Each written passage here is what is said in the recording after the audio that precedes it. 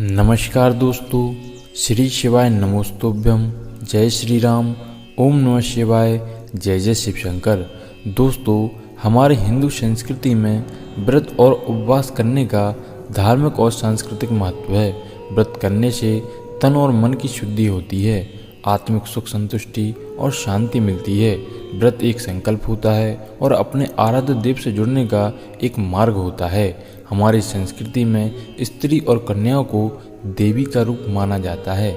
जिस तरह देवी संकटों को हरने वाली होती हैं, उसी तरह एक परिवार में बेटी, बहन, माँ और पत्नी इत्यादि रूपों में स्त्री का आचरण होती हैं। स्त्रियाँ अपने परिवार की वह धुरी होती हैं जिसके चारों ओर परिवार घूमता है। स्त्री अपने परिवार का सुख और अपने सौभाग्य यानी पति के हमेशा मंगल की कामना ही करती हैं।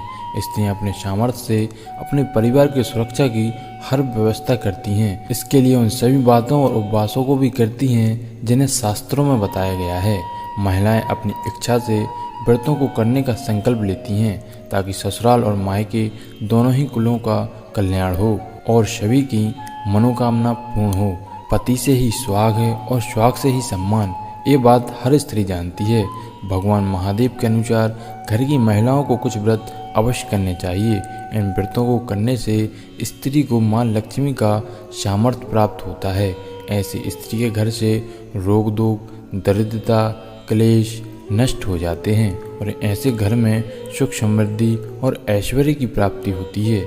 आज हम आपको कुछ ऐसे ही व्रत और उपवास के बारे में बताएंगे जिन्हें कुंवारी कन्याएं और सुहागिन स्त्रियों को अवश्य करना चाहिए, जिनसे उनका सुहाग बना रहे और साथ ही साथ पूरे घर में सुख समृद्धि और खुशहाली बनी रहे।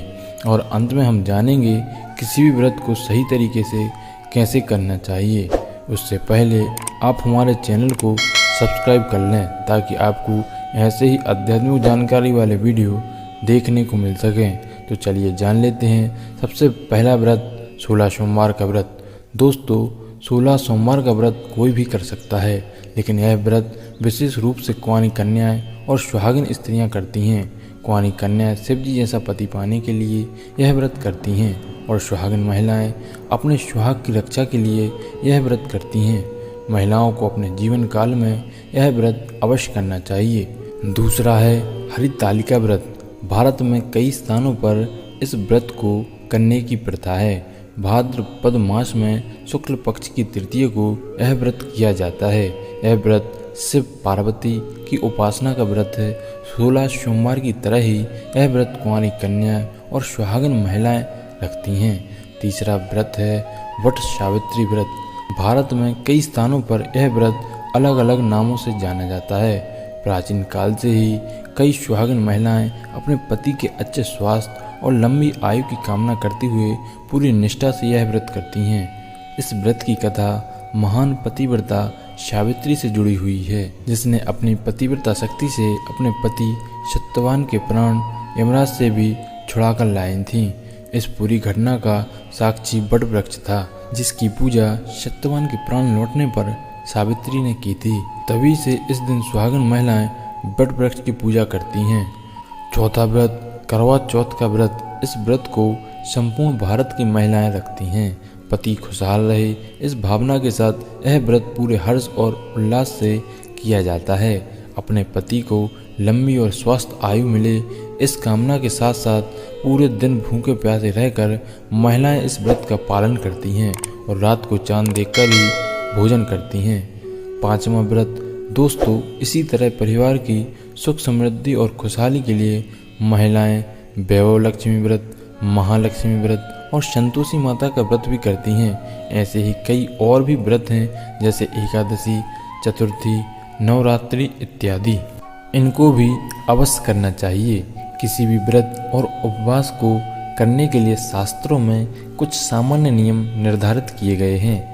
हम कई बार इन्हें जाने अनजाने में नज़रअंदाज कर देते हैं और हमें अपने व्रत का संपूर्ण फल नहीं मिलता है। आइए जानते हैं वो कौन से नियम हैं। पहला नियम, व्रत हमेशा पूरी श्रद्धा, विश्वास और भक्ति के साथ शुद्ध तन मन और भावना के साथ करना चाहिए। दूसरा नियम, महिलाओं को दिन भर अनेक काम होते हैं, जिसके लिए शारीरिक ऊर्जा की आवश्यकता होती है, इसलिए अपने सामर्थ्य के अनुसार व्रत करें।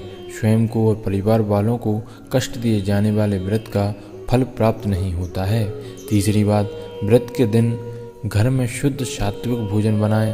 भोजन में किसी भी प्रकार की तामस शीघ्र सामग्री का प्रयोग ना करें तथा किसी भी प्रकार की मादक पदार्थों का सेवन ना करें।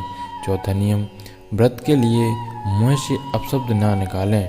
लड़ाई झगड़े और वाद विवाद से दूर रहें। ब्रह्मचर्य का पालन करना भी अनिवार्य है। पांचवा नियम, व्रत के दिन प्रातःकाल जल्दी उठना चाहिए और दोपहर के समय सोना नहीं चाहिए तथा उस दिन दान धर्म अवश्य करना चाहिए।